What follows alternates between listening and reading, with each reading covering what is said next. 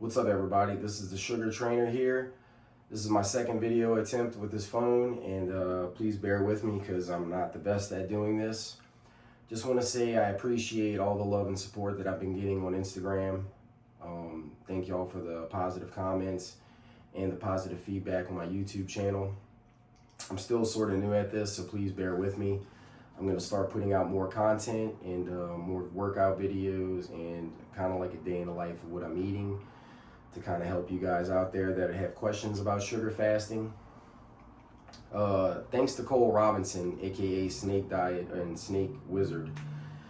That guy single-handedly has kind of just shown me a new way of living with this protocol. He doesn't like to call it the snake diet, sugar diet, because basically sugar diet sounds restrictive. Honestly, any diet sounds restrictive. And I would know that because I am a fat kid at heart. I've been a fat kid my whole life, so I've struggled with weight loss, which is why I'm now attempting to try sugar fasting. And thanks to Cole and also Mark Bell, aka Mark Smelly Bell, shout out to both of those guys. I've been watching both of their channels. You should highly follow both of them. I think Cole Robinson has Cole Robinson YouTube channel and Snake Diet YouTube, or Snake Wizard. Check those out. And Mark Smelly Bell, or Mark Bell, has his YouTube channel. And Mark also has a podcast. Durian Ryder was on Mark Bell's podcast a couple of days ago, and he's been doing this for over 20 years. It's nothing new. They call it the fruit diet, but he works with a lot of cyclists and runners, and now he seems to be working with some women's physique competitors and men's physique competitors. So, this isn't going anywhere, but it's also been around forever. But, Cole is kind of stirring up the shit on the internet with carnivore people, keto people.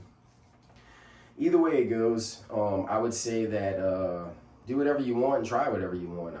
It's your life. I've tried everything. I've tried fasting with no food. I've tried fasting with water. 2 months ago, when I discovered all this from my buddy, it was Cole's snake juice. Snake juice is water, potassium chloride, and sodium, and that's basically an electrolyte. And then 2 weeks later, after doing that with no food, I discovered that Cole was doing super snake juice, which is potassium chloride, sodium, and table sugar in water, which is basically a liquid IV that they give you at the hospital. And after doing that for like 5 or 6 days with no food, I was like feeling really good. And I just kept watching Cole's videos, and then all of a sudden he came out with the sugar diet, and then that was kind of like him trying to market it out into the world, and then he started calling it sugar fasting, which is basically why I started this channel. Sugar fasting is a play on words. It's actually not what you think. Like, a lot of people are asking me, well, do you just cut out sugar? No. Sugar fasting basically stands for you're only going to fast on sugar all day in the absence of protein and fat. So what does that mean? Table sugar, brown sugar, honey, maple syrup, molasses, wet fruit, and honey, and fruit juices. And that's basically what your quote-unquote diet would consist of throughout the day. I'm going to tell you first and foremost, I went 2 weeks straight sugar fasting for 6 days, and then I kind of took a break. I don't recommend binge eating, which if you started doing this already, or you've been doing this, you'll notice your eating habits do change, which is great. I have had a lot of binge eating problems throughout the past, probably because of all the diets that I've been on. I used to do some competitive bodybuilding and men's physique stuff years ago. I've had several coaches. I myself am not a physical coach, but I've coached a lot of people and helped a lot of people with dieting and training because of all the years that I have, which is about 25 years. I've really just been following Cole Robinson and Mark Bell every day. I actually watched a podcast last night that I'm not sure of the gentleman's name, but I'll try to find that and put that video in the link below. And he's been doing this since like 2021, or 2020, maybe even longer than that. And he was just eating straight candy. So I don't recommend eating candy all day. My typical day looks like I wake up in the morning, I'll do a banana with strawberry jam, a ton of honey, and maybe a cup of coffee or two with like 2 to 5 scoops of sugar, depending on how I'm feeling. And then I go to the gym, and it's pretty crazy with the energy levels. I have some concerns with a few different people that have been asking me, like, what about your liver? Or I do have a friend that is in stage 5 kidney failure right now, kidney disease, and he was talking about that I'm fucking up my pancreas. I really don't know the science into that too much yet. I've been researching sugar like crazy, and I've been researching liver and all of those things, and I'm still new at this, guys. So hopefully in the future I might be able to be a part of like human study trials on this. But I think a lot of what we learned about sugar is not all true. Same thing with everybody eating, you know, straight fat for keto or carnivore. You know, when that blew up, I remember watching that on Joe Rogan with Jordan Peterson and his wife, not his wife, his daughter, Michaela. And, you know, people thought I was crazy for trying that. And then a lot of people do carnivore now or keto. So all of those things work. So I'm not disregarding any of those. But what I've learned from Cole, because I did a phone consultation with him 2 weeks ago, I mean, you know, fat makes you fat. And a lot of people that have type 2 diabetes are fucking fat. So when you're skinnier or you lose weight, you don't have to take your meds anymore because your diabetes goes away. So it just kind of makes sense.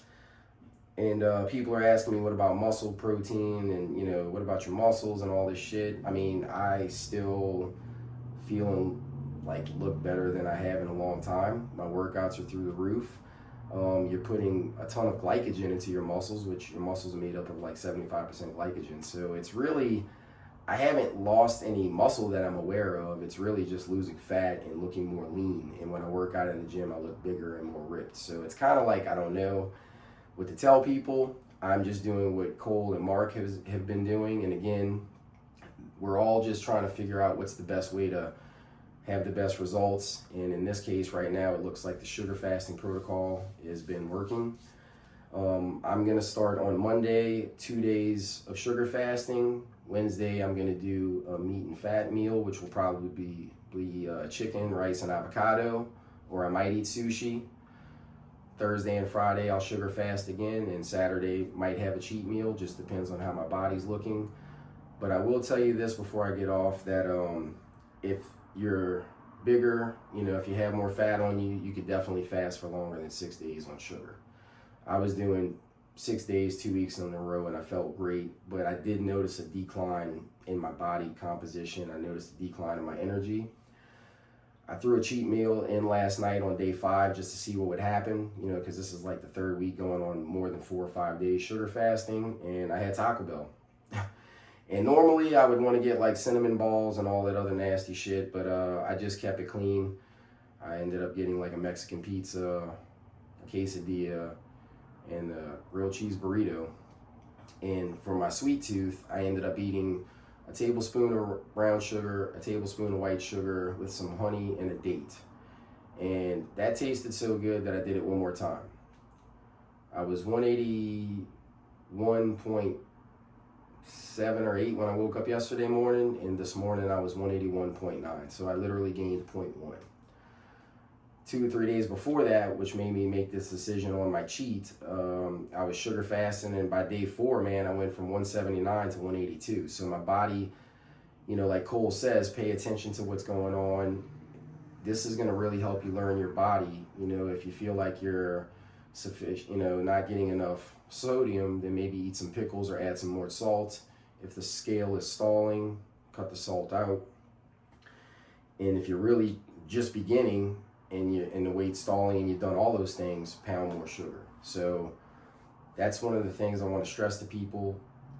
It really is a matter of how many calories of sugar you're getting in a day. So just think about it. If you're used to taking in 2,000 to 2,200 calories a day with all macros, like my first week, I tracked 2 days, and I was eating about 380 carbs the first day or two, weighing it all out, you know, and realizing like I'm only getting 1,450 calories. And so I was dropping weight quickly, but I had to up the carbs to try to maintain that 2,000, calorie. That way I wasn't in such a huge deficit. So I'm still playing with everything. I'm still trying to understand everything, and I just want to tell you, everybody, thank you for supporting me on this fitness journey. It's my first time really trying to do a YouTube channel on my own. Like I said, I have a podcast.